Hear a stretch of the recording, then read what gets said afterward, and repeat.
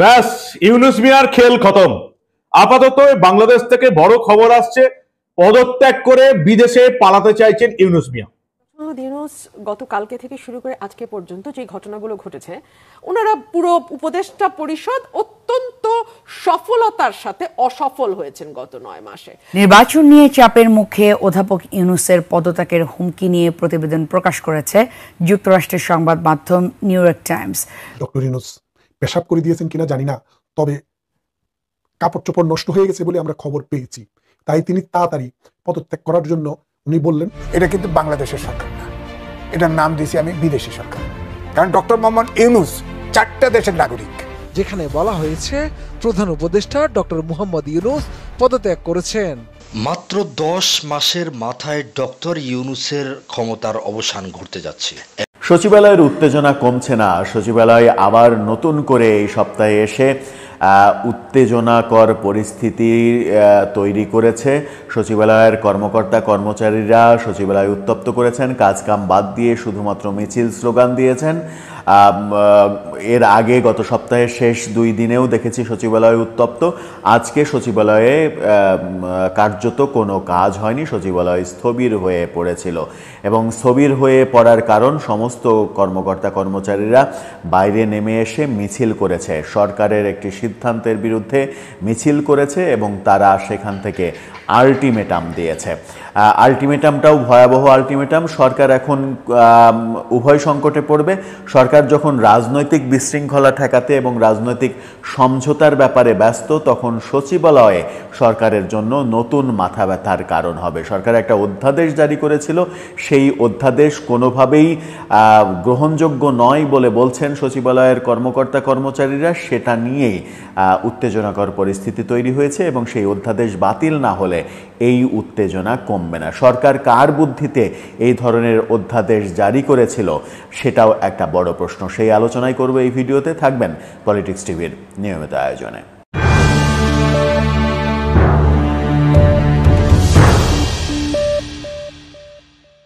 দর্শক, পলিটিক্স টিভির নিয়মিত ভিডিওগুলো স্পন্সর করছে প্রজাপতি.টিভি, নতুন ওটিটি প্ল্যাটফর্ম। আপনারা চাইলে ইউটিউবে, ফেসবুকে, ইনস্টাগ্রামে, টিকটকে দেখে নিতে পারেন। ডেসক্রিপশন বক্সে লিঙ্ক দেওয়া থাকবে, সেখান থেকেও আপনারা দেখে নিতে পারেন প্রজাপতির কার্যক্রম। চলে যাচ্ছি মূল ভিডিওতে। বলছিলাম সচিবালয় আবারও উত্তপ্ত। গত সপ্তাহের শেষ 2 দিনে আমরা উত্তপ্ত দেখেছিলাম। আজকে রোববার, আজকে নতুন করে আবার উত্তাপ ছড়িয়েছে সচিবালয়ে কার্যত আজকে কোনো কাজ হয়নি। সবাই মাঠে নেমে এসেছে এবং স্লোগান দিয়েছে। সেখান থেকে আলটিমেটাম দেওয়া হয়েছে এবং আলটিমেটামের ভাষা হচ্ছে আগুনে হাত দেবেন না, আগুনে হাত দিলে সেই হাত পুড়ে যাবে।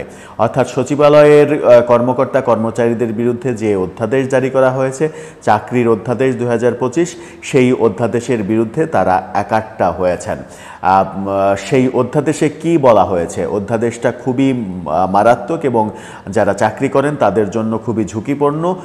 অধ্যাদেশে বলা হয়েছে যে কোনো কর্মকর্তার বিরুদ্ধে যদি কোনো অভিযোগ পাওয়া যায়, সেই অভিযোগ তদন্ত ছাড়াই 7 কার্যদিবসের মধ্যে তার চাকরি চলে যাবে, সরাসরি চাকরি চলে যাবে। এই ধরনের অধ্যাদেশ জারি করা হয়েছে। তার মানে হচ্ছে যে কোনো কর্মকর্তার বিরুদ্ধে অভিযোগ পাওয়া গেল, সেই অভিযোগের তদন্ত হবে না, শুধুমাত্র 3 কার্যদিবসের মধ্যে তাকে একটা কারণ দর্শানোর নোটিশ দেওয়া হবে। 5 কার্যদিবসের মধ্যে কারণ দর্শানোর নোটিশের জবাব দেবেন তিনি এবং 7 কার্যদিবসের মধ্যে তার চাকরি চলে যাবে। এরকম অধ্যাদেশ জারি করা হয়েছে। এটা কোনো সভ্য সমাজে, গণতান্ত্রিক সমাজে এই নিয়ম চলতে পারে না।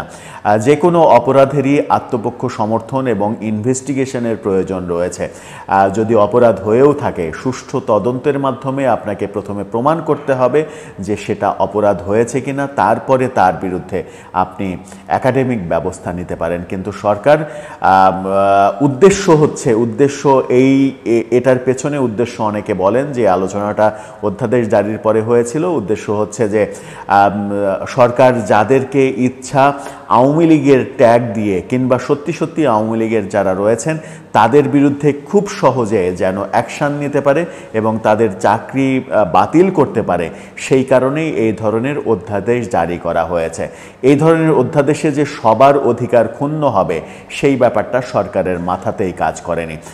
সরকারের ভেতরে লুকিয়ে থাকা এক শ্রেণীর মানুষ হয়তো সরকারকে বুদ্ধি দিয়েছে যে আওয়ামী লীগ দূর করতে হলে, সচিবালয় থেকে আওয়ামী লীগ দূর করতে হলে এরকম একটা অধ্যাদেশ জারি করতে হবে, যে অধ্যাদেশের মাধ্যমে খুব সহজে 7 দিনের মধ্যে তার চাকরি খেয়ে দেয়া যাবে।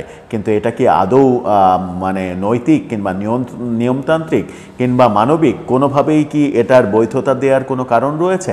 সচিবালয়ের কর্মকর্তা কর্মচারীরাও বৈধতা দেননি, তারা আন্দোলনে ফেটে পড়েছেন এবং তারা বলেছেন যে এটা বাতিল না হলে তারা কাজে ফিরে যাবেন না। তারা বলেছেন যে আগুনে হাত দেবেন না, এই আগুনে হাত দিলে হাত পুড়ে যাবে, হাত ঠিক থাকবে না।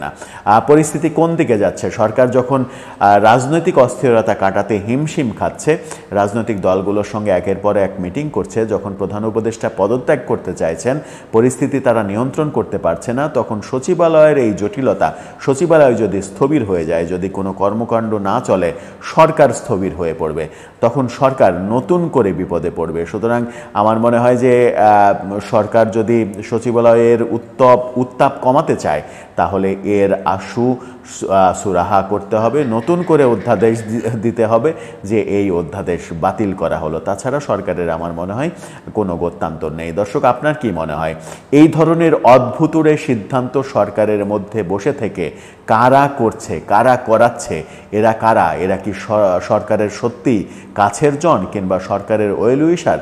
আপনার মতামত জানিয়ে লিখতে পারেন আমাদের কমেন্ট বক্স।